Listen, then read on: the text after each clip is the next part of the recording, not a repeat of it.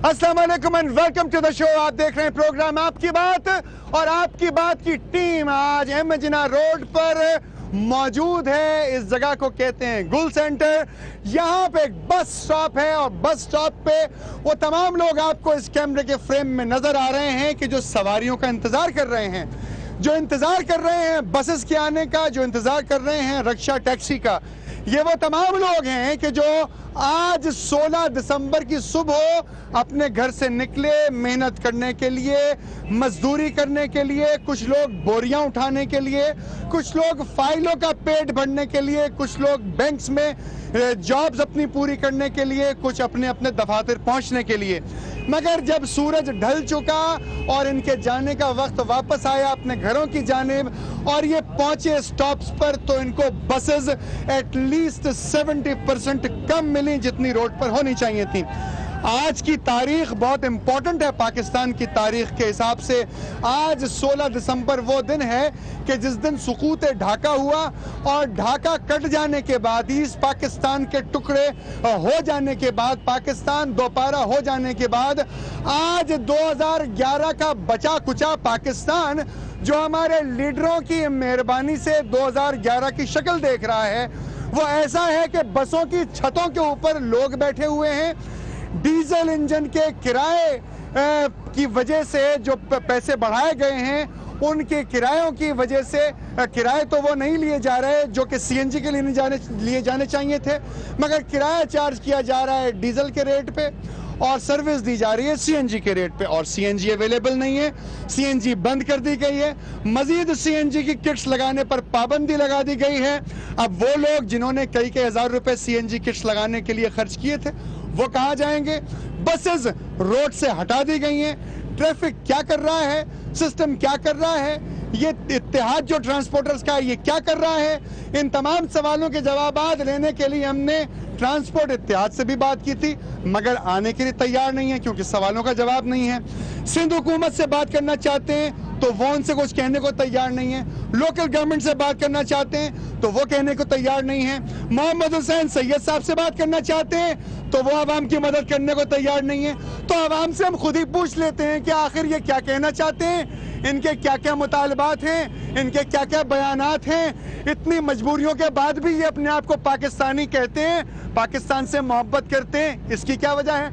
आपके सामने वो तमाम लोग मौजूद हैं कि जिनकी बात की जा रही है, क्योंकि ये आपकी बात की जा रही है, बात का आगाज यहाँ से किया जाएगा।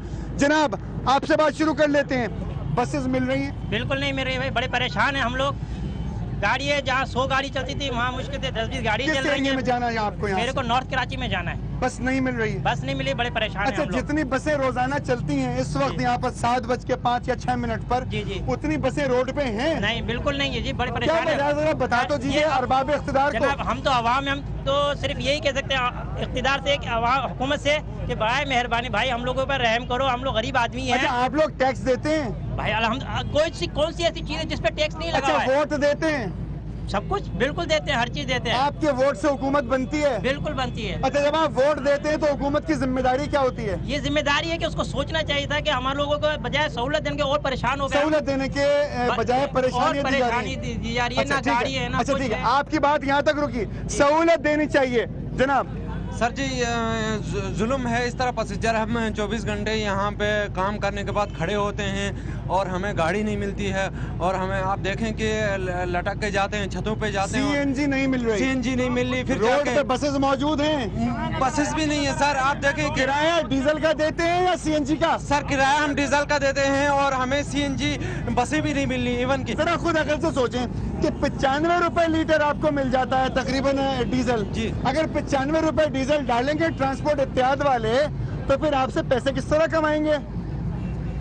यही देखो ना सर, ये इसी हिसाब से हम गरीबों पे जुल्म हो रहा, पैसेंजरों पे जुल्म हो रहा। भाई डीजल इंजन का किराया लेते हैं, सीएनजी पे बसेस चलाते हैं, सीएनजी वाली बसेस ऑफ द रोड की हुई नहीं है। कौन बात करेगा, कौन पूछेगा? आप हम सब पूछेंगे, हम और सब कौन पूछेंगे। पूछेगा? अच्छा क्या ये हमारी हुकूमत जवाब देगी इस बात का? हमारी हुकूमत तो किसी चीज का जवाब ही नहीं दे सकती, क्योंकि क्यों जवाब क्यों होगा क्यों तो जवाब? देगी ना, क्या आपको पाकिस्तानी तस्लीम नहीं करती हुकूमत? क्योंकि वो खुद पाकिस्तानी नहीं है। नहीं, उनके पास पाकिस्तान का पासपोर्ट है, वीआईपी पासपोर्ट है। पासपोर्ट तो उनके पास ब्लू अमेरिका भी पासपोर्ट है, है। पासपोर्ट ब्लू तो उनके पास अमेरिका का भी नहीं, है, अमेरिका का दुबई पासपोर्ट तो भी है, जबरदस्ती दिया जाता है आजकल। लंदन का भी है, पाकिस्तान का नहीं होगा उनके पास। आज तक उन्होंने कभी पाकिस्तान का वीजा दिखाया किसी को, पासपोर्ट दिखाया कभी? किसी को कोई बेनिफिट मिला? ये बच्चा है, ये इसकी उम्र कितनी होगी? किसी ने पूछा इसके हाल क्या है, इसके घर पे क्या परेशानी है, इसके क्या मसाइल हुकूमत की है? जिम्मेदारी क्या होनी चाहिए थी, आप बताइए। हुकूमत की जिम्मेदारी ये होनी चाहिए थी कि अगर कोई गरीब है, सही है, इतने बेरोजगार लोग घूम रहे हैं, कोई बैचलर्स करा हुआ है, मास्टर्स करा हुआ है, किसी का जॉब्स नहीं है, हम ठीक इस है। चीज को रो रहे हैं कि हमारी सीएनजी नहीं है, हमारे पास डीजल इंजन लगा हुआ है, हमने सीएनजी लगवा ली। उसके अंदर किसी ने ये पूछा कि भाई वो रोजगार ला कहाँ से रहा है? जो एक साहब, बड़े साहब यहाँ पे बात करना चाहते हैं, जनाब फरमाइए, आइए सॉरी जी बताइए। हमारा मुल्क में हर चीज मौजूद है, हमारे अच्छा। पास हर चीज है, हमारा सियासतदान सही नहीं, वो जब तक फौज नहीं आएगा संभाले सियासतदान ठीक नहीं है, आपको सियासतदानों से शिकायत है, जनाब बताइए। जाहिर बात है सर, कौम जो है कुर्बानी देती है, मुल्क के लिए देती है, अपने मसाइल के लिए देती है, तो ये तो फर्ज गवर्नमेंट का ही होता है ना। अब ये जो सीएनजी की वजह से जो शार्टेज हो रही है, अब आप देखें मैं जाना चाह रहा हूँ मगर मैं छत पे नहीं बैठ सकता सर, मैं काफ़ी देर से यहाँ खड़ा हूँ। और ये जो ट्रांसपोर्ट का मसला है, आप यकीन मानिए, जितने हमारे बड़े बड़े लोग हैं, सियासतदान हैं, क्या इनको मालूम है कि छत पे बैठ के जाना जो है वो जुर्म है?